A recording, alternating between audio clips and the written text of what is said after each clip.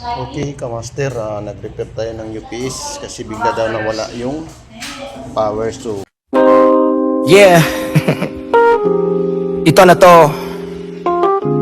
Kaya ngayusin lahat. Si Dolphy DJ Te, let's get there. bibili lang galing to sa Shopee. Ayan, so kinuha ako ng voltahe dito, okay naman. So pagbukas natin, ayan, kung makikita natin yung transformer, tagilid na oh. Tapos itong wire na isa ito is natanggal. So baka siguro ito nahulog. So i-testing natin kasi kaya walang power siguro kasi dahil natanggal to or nahulog.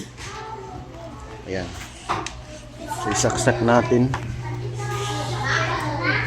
Ayan.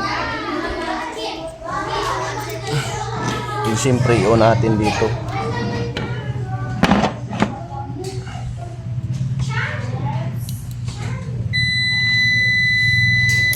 Ayan o, meron na o.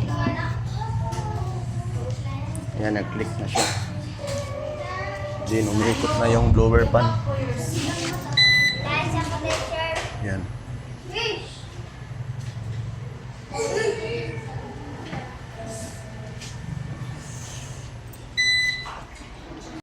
Ayan mga kamaster, kuha natin ng voltahe. Tutok mo dito.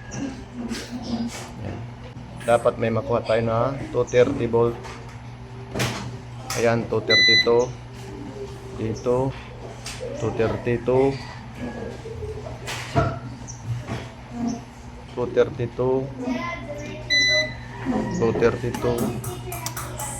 232.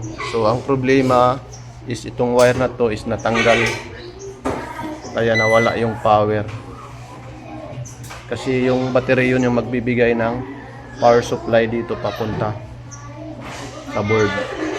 Okay.